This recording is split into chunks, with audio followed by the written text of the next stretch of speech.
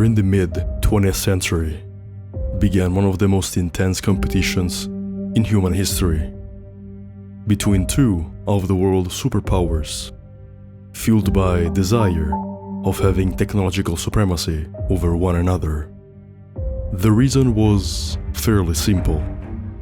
They wanted to rule the skies. It was a long-lasting confrontation which pushed both parties to develop more and more advanced space technologies that brought many individuals and organizations a sense of excitement regarding space exploration. The Judica Cordiglia brothers were among them. These Italian amateur radio operators, though, were a bit different from all the other enthusiasts. They claim to have recorded transmissions from Soviet cosmonauts who have experienced fatal accidents during their space missions, allegedly covered from the public eye by the Soviet Union.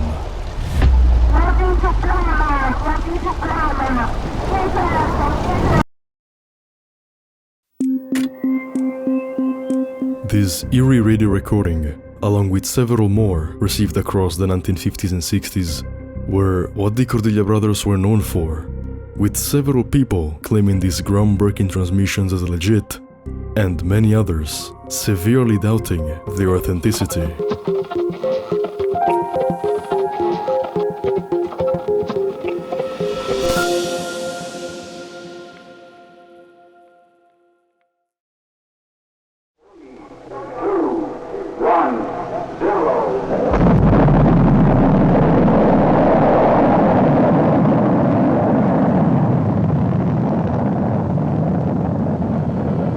Once the first space probes left the surface of the Earth, people across the globe followed very closely, but most importantly, listened.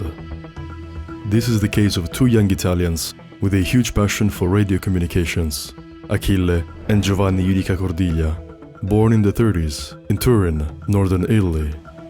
Although being amateurs and initially with low-end systems, they managed to intercept some very interesting signals. Today, a new moon is in the sky, a 23-inch metal sphere placed in orbit by a Russian rocket. In 1957, the Soviets achieved a significant milestone in the space race by successfully launching the first ever Earth-orbiting probe, Sputnik 1. The artificial moon is boosted to a speed counterbalancing the pull of gravity and released. Sputnik 2 followed, while the Americans joined the race with their own probe, Explorer 1, a year later. Equipped with transmitters, these space probes emitted audio signals within specific frequency ranges, which were made available to the public by the respective space agencies.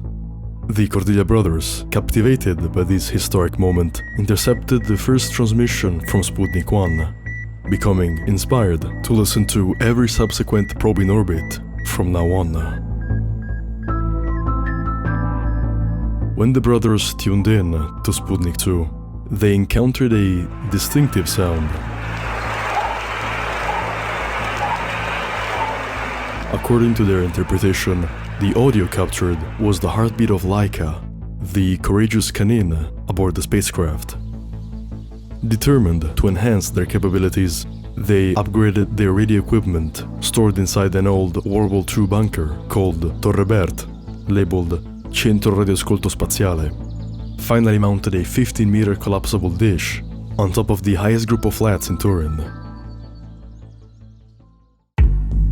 But then, in November 1960, the breakthrough. The Bochum Space Observatory in Germany allegedly intercepted the radio signals coming from a frequency the Soviet space probes used, but there was no official announcement of any upcoming launch. The brothers decided to tune in, hearing nothing but static. But then, Morse code, more precisely, an SOS message. The brothers were baffled, not only by hearing a distress message coming from orbit, since no human was ever launched before, but it appeared that the sound was becoming quieter, way slower than expected. Almost as if the object wasn't orbiting around the Earth, instead moving away from it. An unmanned machine would never send an SOS distress call on its own, so there had to be a human in that tiny capsule, slowly disappearing into the void.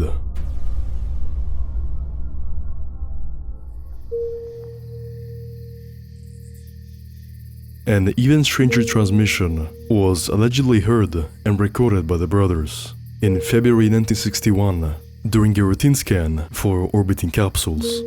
Take a listen.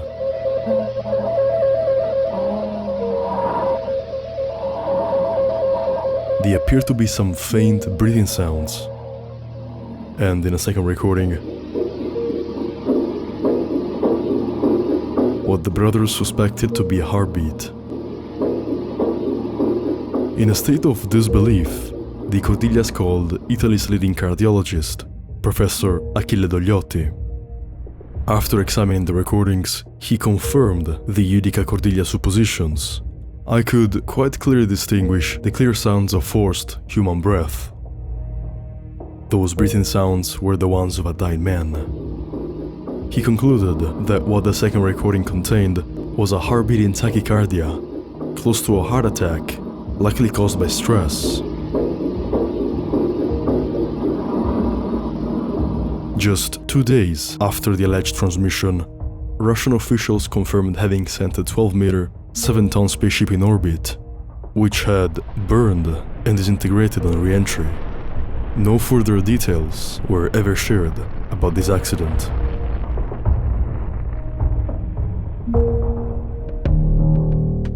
So, if there is indeed a connection between the received recording and this failed re-entry, then it suggests a potential cover-up of a failed attempt to send a manned capsule into orbit.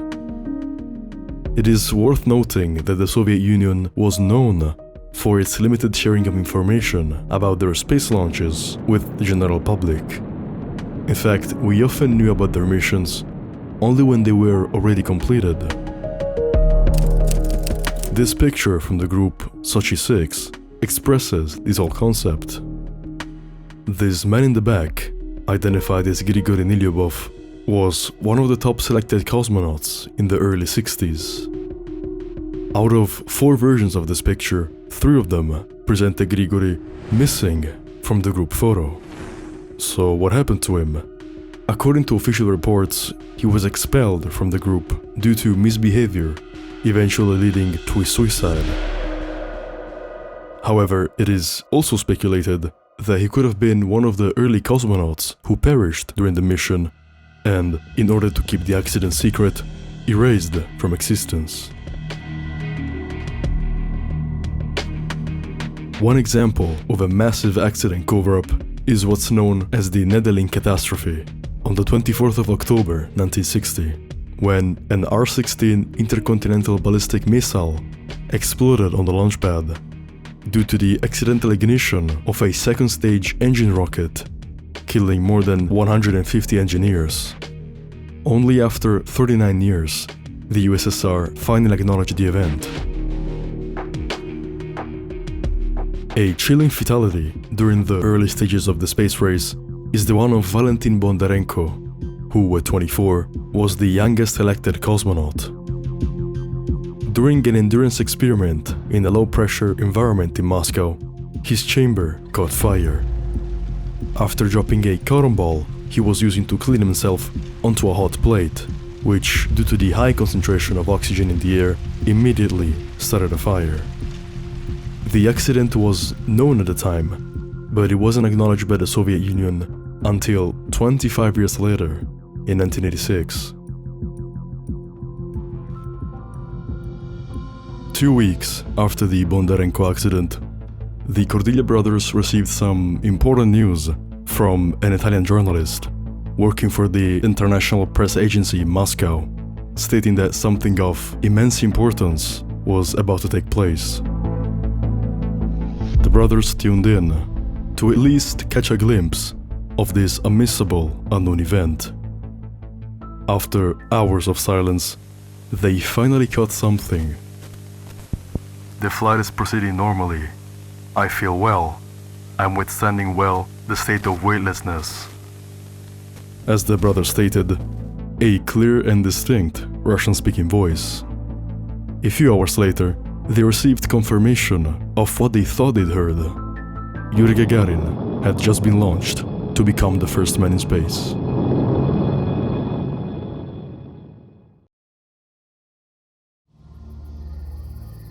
Their most dramatic radio transmission, though, has yet to come.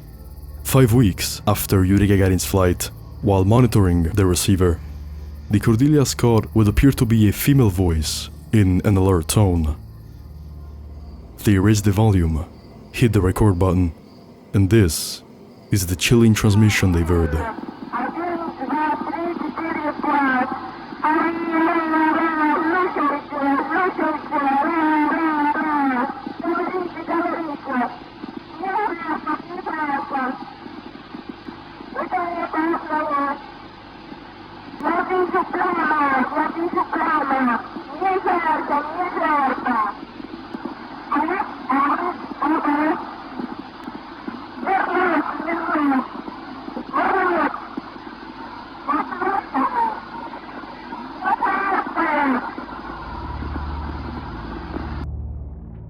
This goes on for 3 long minutes. I feel hot. I can see a flame. Am I going to crash? All these clues would lead to think that this female cosmonaut was in the re-entry phase and presumably on fire. The way the communication cut abruptly suggests that probably the ship disintegrated due to some unexpected mechanical failure.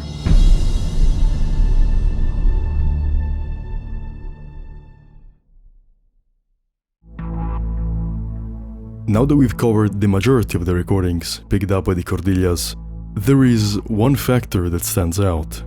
No other station across the globe ever intercepted any transmission like the ones obtained by the Cordillera brothers. Not the British, French, Germans, Canadians, not even the direct competitors of the Soviet Union, the Americans. Apart from being based on technological advancements, the space race was also a propaganda war. For this reason, the Americans would have loved nothing more than reporting a failure made by the Soviets, but since they haven't detected any, no reports came.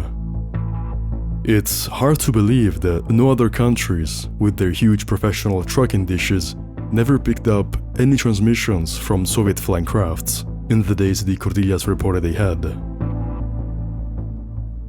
These alleged recordings have also attracted numerous experts in an attempt to verify their attainability. One of them is James Oberg, a prominent space journalist who, having worked in the Mission Control Center for several space shuttle missions, is now part of the Committee for Skeptical Inquiry, which work is debunking a wide range of conspiracy theories, such as UFO sightings, moon landing conspiracies, and you guessed it, the presumed lost Soviet cosmonauts.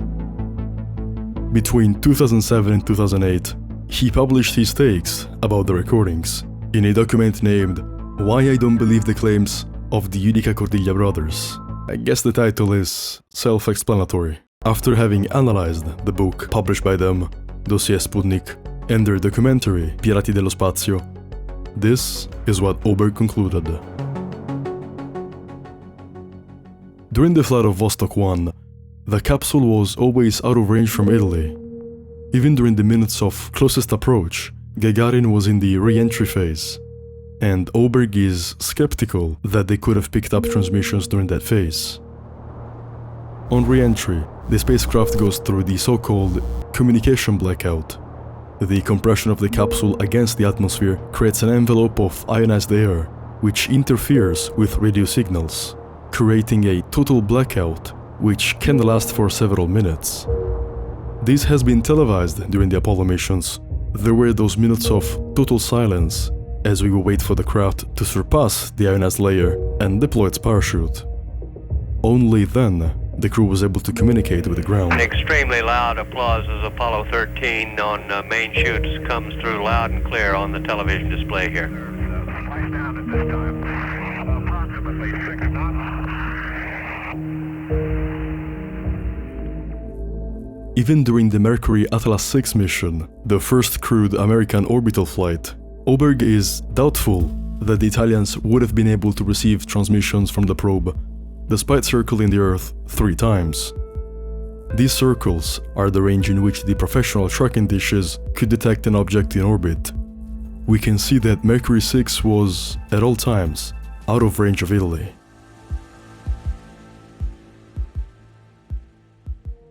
In his statement, Oberg also gave light to a rather controversial episode regarding a photo presumably taken from the Soviet spacecraft Luna 4. The brothers knew about the upcoming launch and expected the Luna 4 mission to be roughly the same as the Luna 3 one. During that flight, the craft had to take pictures of the dark side of the moon invisible from Earth. Luna 4 was expected to do the same, sending the images from orbit as radio signals, and once decoded, the photos would appear on their modified television. They directed their antenna towards the moon and began listening. And just like that, there it is. Alright, you might ask, what's controversial about this? Well, the Luna 4 spacecraft was never designed to take pictures of the moon while in flight. Its mission was to land on the surface and take pictures once landed. In fact, the camera was positioned on the lander, not on the orbiter. Furthermore, Luna 4 never even got close to the moon. It missed it by about 8,000 kilometers. Maybe they used the photo taken by Luna 3 to make people believe they were actually from Luna 4? Not really. This photo seems to be one of a kind. Italian electronic aerospace engineer Luca Boschini wrote an extensive article investigating this image. He believes that this picture shows Mare Orientale, a dark 1,000 kilometer patch on the west side of the moon, which is not entirely visible from Earth. So, if Luna 4 couldn't have taken pictures while in orbit, this photo shows a part of the moon hidden from Earth.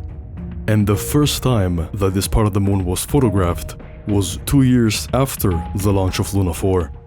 Where did they get this image from then?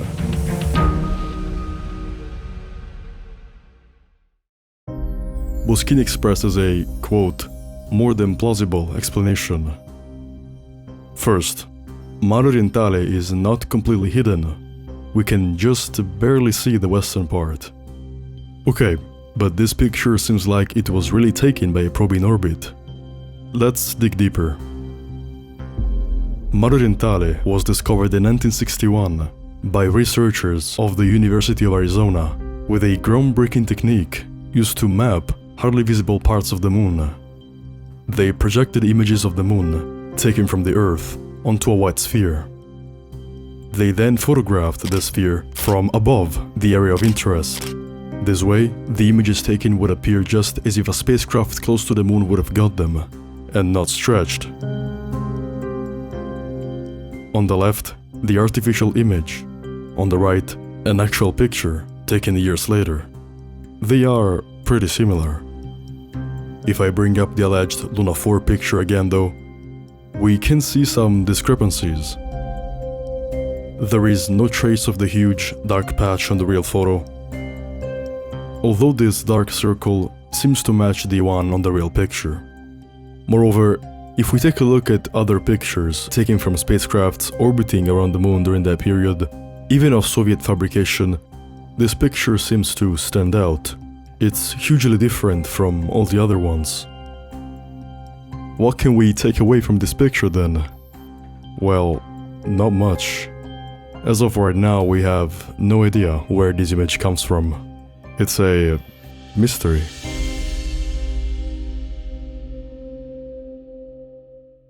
Oberg concluded with a statement that summarizes his whole document. I am tempted to conclude that the purpose of the book is nostalgic glorification of the legend of Torre Bert, with no attempt at presenting a fair, full, and credible discussion of the controversies over the claims. It appears to be nothing more than a lengthy, self-indulgent fantasy, and one that is not as honest as the alleged significance of the claimed events demand.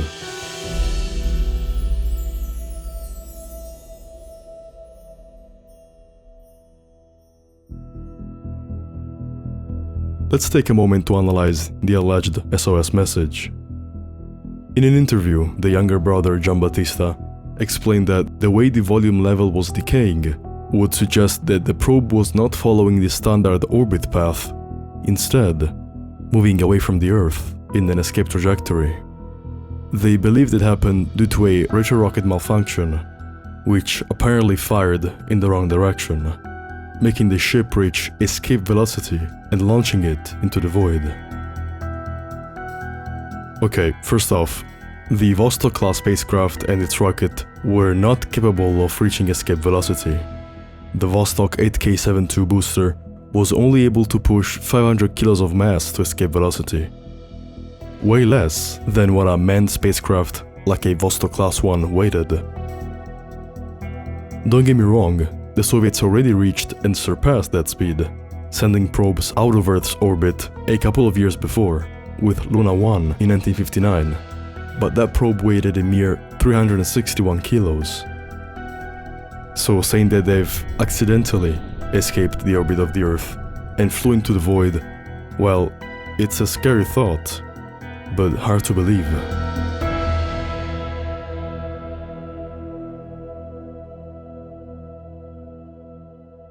If we take a look at the timeline of the Yudica Cordelia reports and compare it to the timeline of the Soviet space program launches, well, there are some inconsistencies.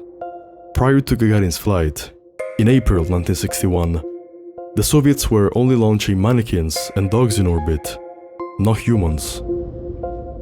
Though, since Gagarin flew in April, it's possible that the Soviets attempted to send somebody before him and perhaps failed, covering up any traces of the mishaps. And those failed attempts could be the ones in November 1960 and February 1961. The Soviet Union was also very tight on resources during the early 60s, which compelled them in scavenging some parts of the suit used by Gagarin for their second man in space, German Titov, set to launch 4 months after Gagarin. Considering the alleged woman cosmonaut recording received in May 1961, it is unlikely that they could have secretly built another capsule capable of transporting a human and a whole new rocket booster between Vostok 1 in April and Vostok 2 in August. Their plan of sending a woman in space was met in 1963 with Valentina Tereshkova on board Vostok 6, and we have no record of the Soviets attempting to send a woman in space before that time.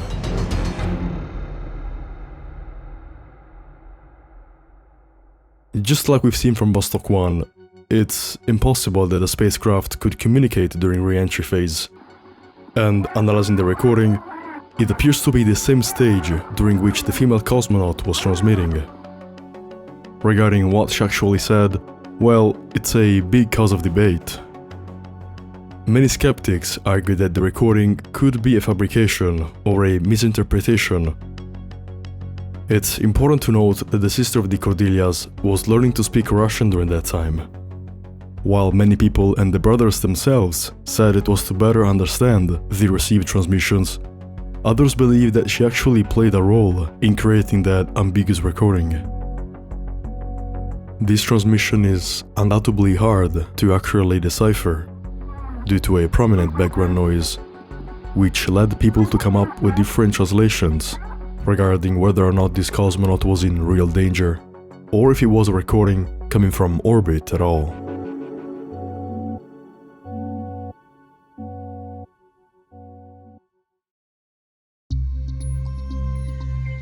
The fact that they've received transmissions from a few spacecraft is entirely plausible. What is difficult to understand for those who did not live through these events in Turin is that Torrebert rapidly became a center of media attention. This is indeed true. They were almost never alone in their tracking rooms. Scientists, engineers, and journalists who can prove the authenticity of certain recordings. And it is possible that this media pressure played a role in the publication of these alleged hoaxes. In cases where no substantial signals were received during a session, the brothers may have felt compelled to fabricate some recordings in order to maintain their relevance as a news source during the intense space race. However, it is important to note that this is mere speculation. While there is some strong plausibility behind some of their earliest recordings, such as the Sputnik flights, there is a lack of corroborating evidence regarding their most acclaimed and media-seeking transmissions, since they weren't picked up by the far more sophisticated radio tracking devices scattered throughout the globe. After the collapse of the Soviet Union, most of the archived articles regarding the Soviet space program were discovered, analyzed, and released to the public. And even so, there is no trace of any hidden failed Soviet launch. This doesn't necessarily mean much though. If there really were some failures that had to be kept hidden, then Soviet officials would have completely erased any sort of proof from the face of the earth.